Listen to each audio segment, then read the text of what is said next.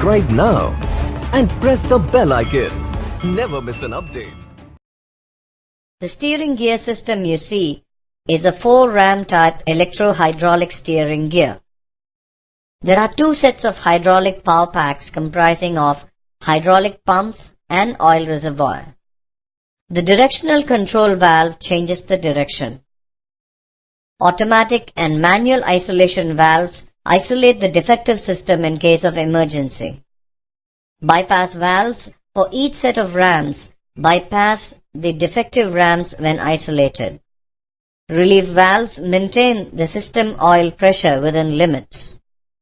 The control box receives helm order from bridge and sends electric signals to directional control valve. Pressurized hydraulic oil is supplied to the cylinders. The tiller arm converts the linear motion of the rams into rotary motion of the rudder stalk. Potentiometer senses the rudder stalk position and sends a feedback to control box. Check the hydraulic oil level in the tank. Insufficient hydraulic oil lever will lead to poor performance of the system. However, alarms are provided to warn the operator. Check whether the manually operated isolation valves are in open position. If they are shut inadvertently, it will affect the ram movement. Check the grease quantity and oil level. Insufficient lubrication will wear out the components. Check whether power supply is available for both the steering motors. Standby steering motor power supply should be available for emergencies. The number 1 steering pump motor is started. The main pump and the servo pump start running. Check the amperage of the motor.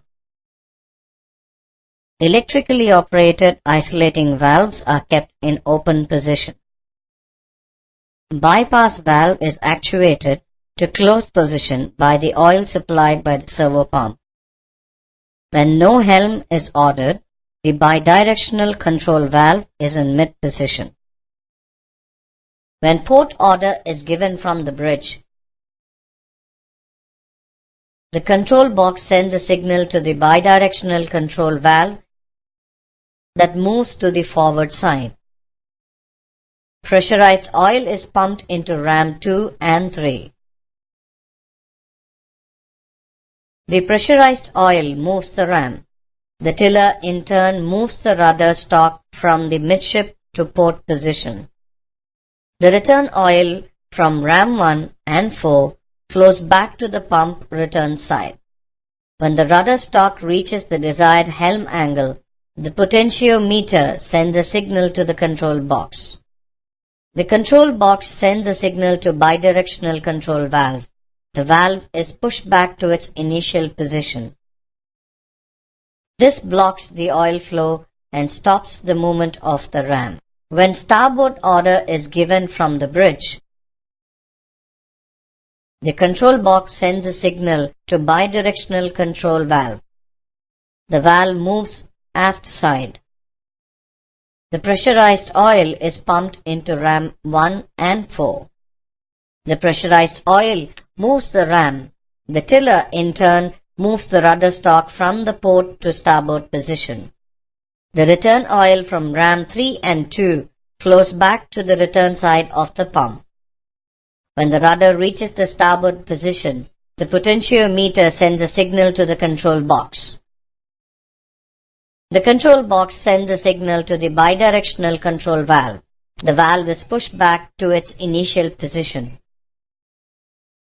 This blocks the oil flow and stops the movement of the ram.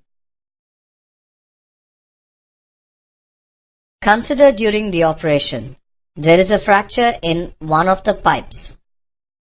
The oil starts leaking and oil level starts dropping in the oil reservoir.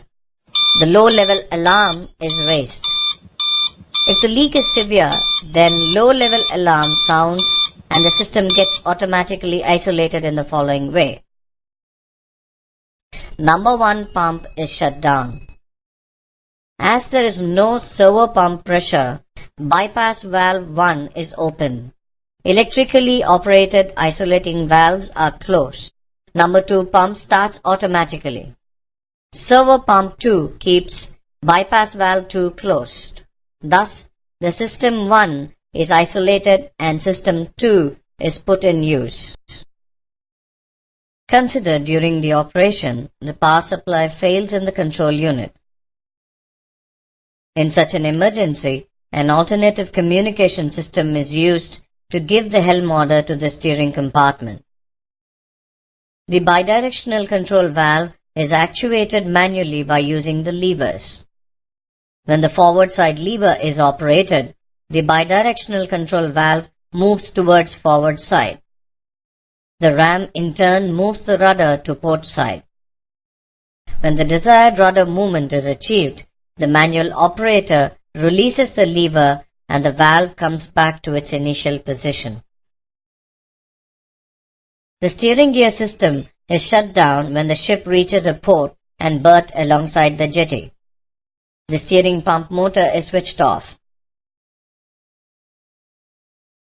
The control power supply at the bridge is switched off.